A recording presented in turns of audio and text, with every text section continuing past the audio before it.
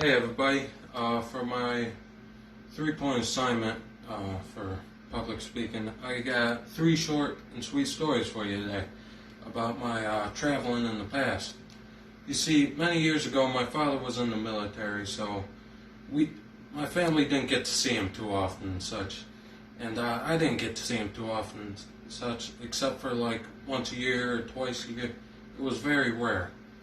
But that brings me to my first story. Me and my grandma Sharp, we went down to Germany where he was stationed, and I remember as soon as we got off the plane. By the way, those scared me for many years. I was always white as a sheet whenever we got on there, scared to death about the thing. But as soon as we would get off the plane, we put our suitcases. He drove us to an apartment, and we put our suitcases in the apartment. And he would just drive us around town, show us the sights of the city in Germany he was in. He'd take us to restaurants where we could try a lot of German food and experience new things. He really wanted to show us like the world. Me and Grandma wanted to show us everything there was to offer, really. And so we tried German food.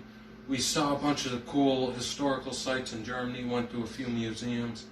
And I remember at the end of the trip, we got to go to an amusement park. You know, it was real cool seeing people my age over there and hanging out with them at an amusement park, going down roller coasters and stuff. Because I thought people in different countries were way different than us, but turns out we got a lot of things in common. You know, real cool place and real cool people.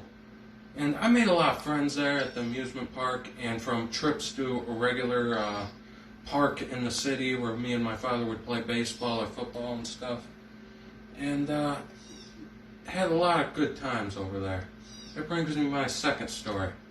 So for a few years in a row, we would hang out in Germany and everything. And then one trip, my father asked me and my grandmother, "Hey, you guys want to see France or London or Belgium or something like that?"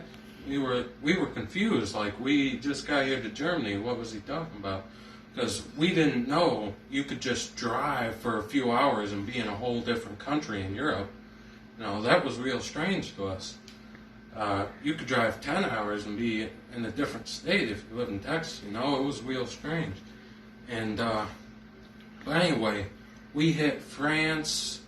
We got to see the Louvre and the Eiffel Tower. We got to see the Mona Lisa in the Louvre too. Like, I was a real young kid, but I can remember that. It was an amazing experience. And a whole bunch of statues too. It was awesome. Oh, in Paris at night, lights shine like diamonds, man. We hit up a castle in Belgium. We got pictures and postcards from that place too. It's a big place. And we went to Scotland where we climbed a mountain a few times.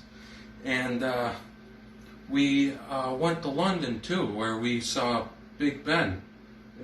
It was just an amazing experience. And we got to see so many people too, because people could tell right away we were tourists and everything. So we met a lot of cool people who lived there and told us about the place. And that brings me on to my third story. My father, he retired from the military a few years back, and he's living up in Finland now with his wife Paula. And I remember I moved there for about a year to be with him, and I was real scared because I'd have to attend school in a whole different country. I was used to New York. But I just came in there with a little bit of confidence and everything like that. And Finland is a really small country. It only got about like 5 million people living in there. And so I met people from Spain, Russia, Iceland, Sweden. I met a lot of cool people there. I met lifelong friends there that I'll remember forever. And did a whole lot of cool things while I was there, like kayak and rowboat and all that too. And I met friends like Avery, Axel, Makar, Barbara, Varun, Liam. Rest in peace, Liam. That's an inside joke. He didn't really die. But yeah, and just so many awesome experiences and so many cool people. And that brings me to my conclusion.